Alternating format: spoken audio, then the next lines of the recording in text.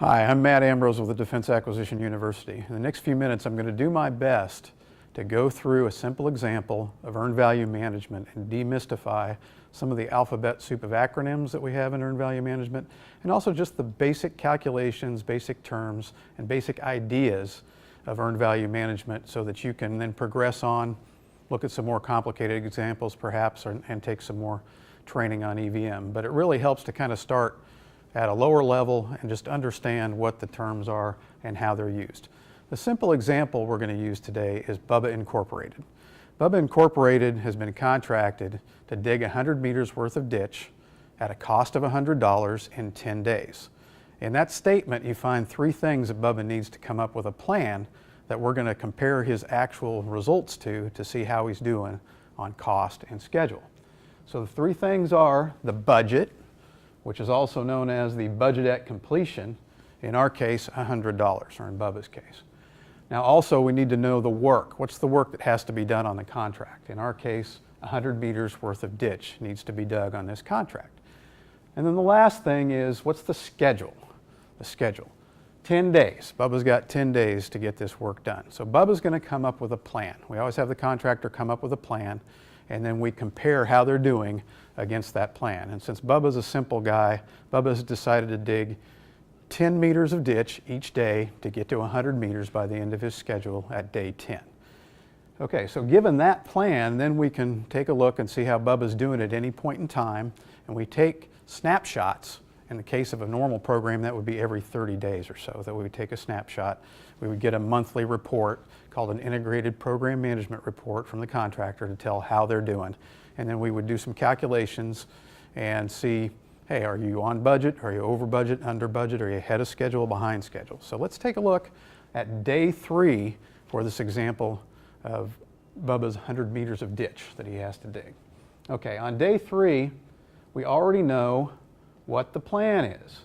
And the term in EVM, Earned Value Management, that goes along with the plan is budgeted cost of work scheduled. What that means is, how many dollars worth of work did Bubba have scheduled to be done at the end of day 3? Okay, that's the number we're looking for here. And we already know this, right? He doesn't have to report this because this plan has already been approved. So the plan is for how many dollars worth of ditch to be dug at the end of day 3? Right, 30.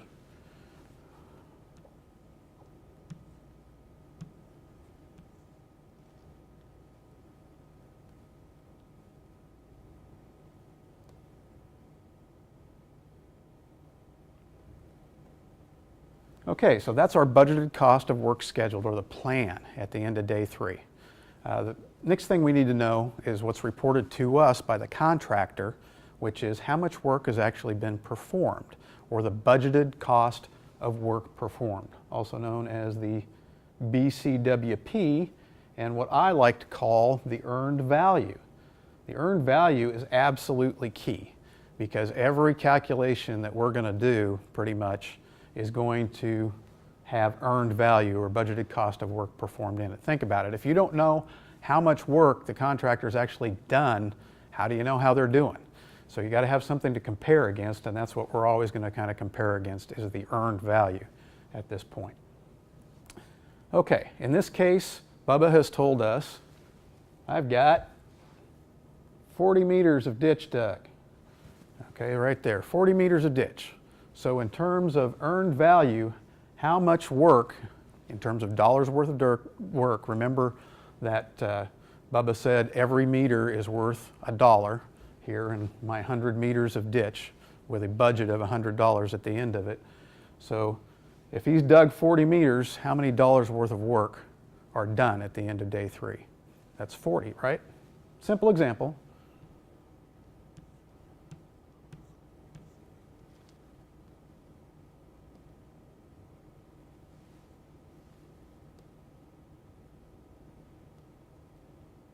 Okay, so we're going to be using that term quite a bit because, again, it's kind of the key term, the earned value at this point on the program.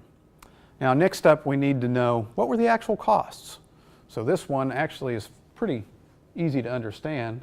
It's called the ACWP, or actual cost of work performed. How much money has Bubba paid to get that work done, to this point. So that's the cost. And again, that is something that you're going to get on your Integrated Program Management Report, or IPMR, from the contractor. So I asked Bubba, how much did this cost you to get 40 meters worth of ditch dug? And he said, we're doing pretty good. Only spent $8 a day, $24 to this point.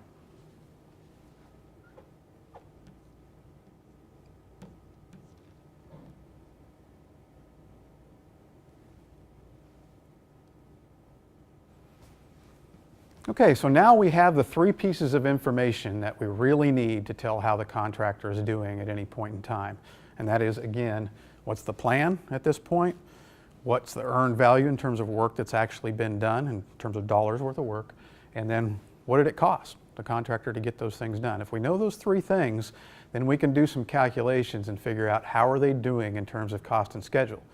Now, in our simple example here, you can probably figure out that Bubba's looking pretty good right now. But let's do the calculations and find out.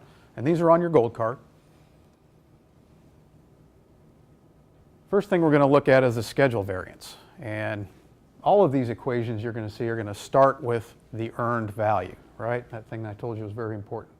So the earned value is going to be what you're going to start with. And then in this case, we're going to subtract the plan. How much work was planned to be done by this point? We're going to subtract from what's actually been done to this point. So if we throw those numbers in, we get 40 minus 30.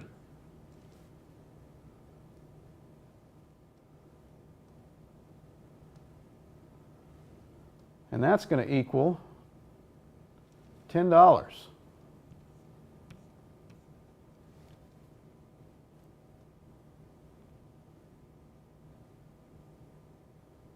So right now, our schedule variance is a positive number. That's important, okay? And it's a positive $10. Everything is in dollars in EVM. So we're $10 worth of work, because this is a good thing, ahead of schedule. And whether you know it's good or bad is by whether this number is positive or negative. If it's a negative number, it's a bad thing. If this were a negative 10, we'd be $10 worth of work behind schedule at this point. But what we know now is that Bubba is $10 worth of work ahead of schedule. If we go back to the example, that kind of makes sense. At the end of day 3, we've got 40 meters worth of ditch dug. That's 10 more meters worth of ditch, or $10 worth of ditch more than we would have expected at this point. So that's a good thing. That tells us, again, Bubba is ahead of schedule to the tune of $10 worth of work at the end of day 3. Let's look at cost now. Okay, cost variance. Again, we start with the earned value, budgeted cost of work performed. Budgeted cost of work performed. And then we're going to subtract, instead of the plan, we're going to subtract now to get the cost variance, we're going to subtract the actual cost of work performed, or ACWP. So if we run those numbers real quick, we got 40 minus 24.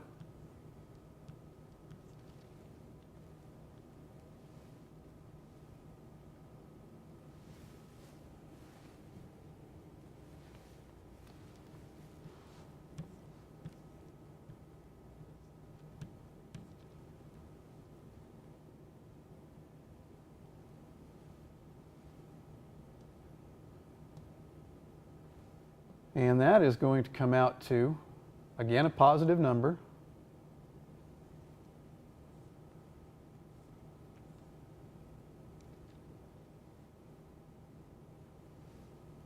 In this case, $16. Okay, so what does that mean? If we have a cost variance of $16, what do we have? We have a situation where we got a positive number, which is good. And here you got to think a little bit. In terms of budget, is good under budget or over budget? Well, good in everybody's world pretty much is under budget. So this is telling us that Bubba is $16 under budget at the end of day 3. How do we know that? Because he's gotten $40 worth of work done, only paid $24 to get $40 worth of work done. So in terms of budget, again, on the cost variance, positive numbers are good. And we have good numbers here in both cases. What does that tell us just in general? It tells us Bubba's ahead of schedule and under budget. And this gives us the raw dollars. Now that we have the variances, we can now look at efficiency. This is a little bit different than looking at just the raw dollars that we had there. And these are two different calculations. You're going to see they use the same terms, but different calculations. So for schedule efficiency, what you calculate is the Schedule Performance Index, or SPI. And you're going to see something very interesting here. Notice that you have exactly the same terms that you used for the schedule variance. In this case, though, we're going to divide instead of subtracting. So if we put the numbers in there, we divide 40 by 30,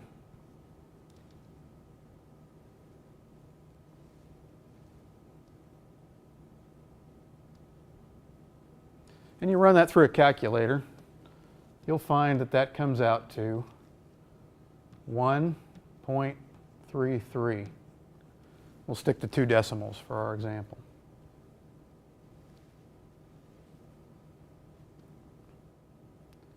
Now, in terms of the indices like Schedule Performance Index and Cost Performance Index, we look at, are you at 1, over 1, or under 1 to see if it's a good or bad thing.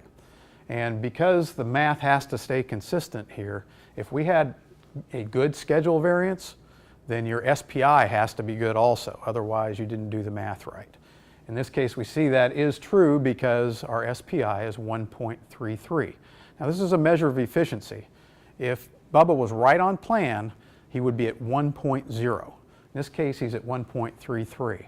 Another way to look at that is that Bubba is about 33% more efficient on schedule than we would have expected, or he's 133% efficient on schedule. Let's take a look at cost now.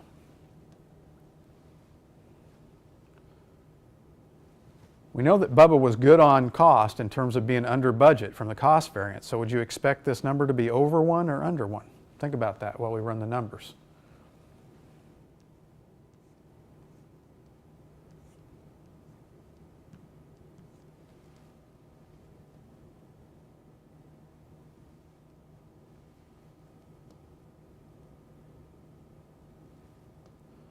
So 40 divided by 24, we're going to get 1.67.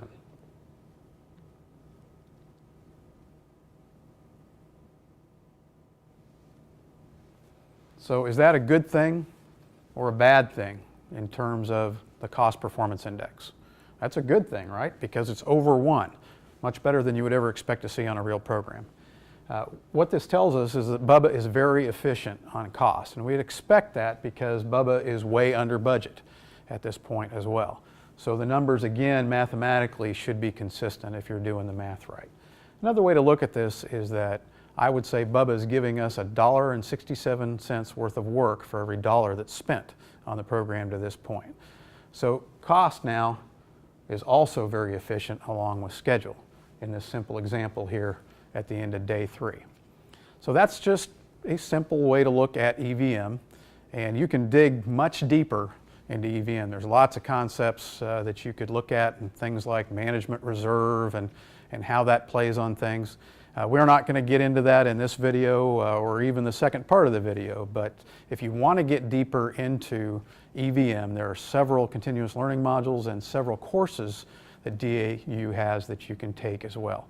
So check out the information at the end of the video here if you want to take in some more information on EVM and go further in your education. Come see me in Acquisition 201B sometime, because we also get into earned value management in that particular course. If you want to check out how Bubba's doing on day 7, just check out part 2 of the video and we'll go a little deeper into this. Thanks for watching.